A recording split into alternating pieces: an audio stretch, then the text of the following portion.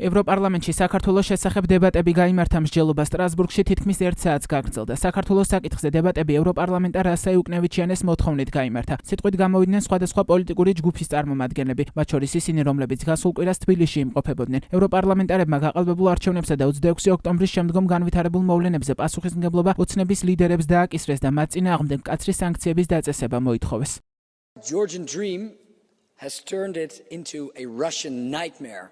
ქართული ოცნება გადაიქცა რუსულ კოშმარად. არჩევნები არ იყო არც სამართლიანი და არც თავისუფალი. ისინი ხალხის იმედს იპარავენ, მაგრამ ახლა ნიღბები ჩამოხსნილია და ჩვენ მათი ნამდვილი სახეები ვნახეთ. ის სახეები, რომლებსაც ქართველი ხალხი კარგად იცნობს, ეს რუსული სახეებია. მშვიდობიანი დემონსტრანტები დაკავებულები არიან, მოქალაქეებს აშინებენ, ჟურნალისტებს ცემენ. ერთ-ერთი ოპოზიციონერი ნიკა გვარამია იქნა დაპატიმრებული. მიუხედავად ამისა, ქართველი ხალხი არ ნებდება. ხალხი ყოველდღიურად სიცივეში დგას გარეთ. სტუდენტები, მეღვინეები, იურისტები, ყველანი გარეთ დგანან როგორც თბილისში, ასევე კახეთსა და სვანეთში.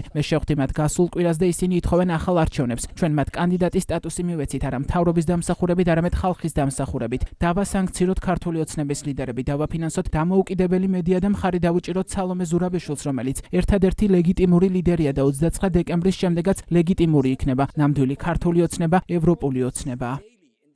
I too just got back from Tbilisi. მე ამ წუთას ჩამოვედი თბილისიდან და რაც იქ ვნახე იყო ძალიან ემოციური. მთავრობა, რომელმაც არჩევნების გაყალბების შემდეგ ძალადობა გამოიყენა საკუთარ მოსახლეობაზე ბელარუსის ავტორიტარულ სტილში და კრემლის სტილში, ეს არის რუსული სახელმძღვანელო, რომელიც ჩვენთვის ძალიან ნაცნობია. манипуляციები, დაშინება, ძალადობა და წამებაც კი, მაგრამ კოლეგებო, რაც მე ვნახე საქართველოში, მე მაძლევს იმედს, იმიტომ რომ ათასობით ადამიანი გამოდის ქუჩაში ყოველდღიურად, ყოველ საღამოს, მთელ საქართველოში, ქალაქებსა და სოფლებში. ქართველები იბრძვიან საკუთარი ქვეყნისთვის, დემოკრატიისთვის, თავისი მომავლისთვის, მაგრამ ისინი აკეთებენ ამას ჩვენი ევროკავშირის დროშის ქვეშ. ეს დროშა არის თავისუფლების დროშა და ქართველები რისკავენ თავიანთ სიცოცხლეს ამ დროშის ქვეშ. ხალხი მოგმართავს ჩვენ და აფრიალებს ამ დროშას, მაგრამ ასევე კითხულობენ, სად არის ევროპა ამ ჭეშმარიტების მომენტში. ქართველები ჩვენ გვიყურებენ ახლა და არა მხოლოდ ქართველები, არამედ უკრაინელები, მოლდოველები და ასევე სხვები, რომლებიც თავისუფლებისთვის იბრძვიან. ამიტომ მოდით ვაჩვენოთ მათ, რომ საჭიროების დროს ჩვენ მათ გვერდით ვდგავართ. დავაწესოთ ნამდვილი სანქციები მათთვის, ვინც თავის მოსახლეობას ავიწროებს. მოვუწოდებთ ხელისუფლებას, რომ დანიშნოს ახალი არჩევნები. ქართველები მოქმედებენ ახლა, რომ დაიცვან ის ფასეულობები, რომელსაც ეს დროშა გამოხატავს.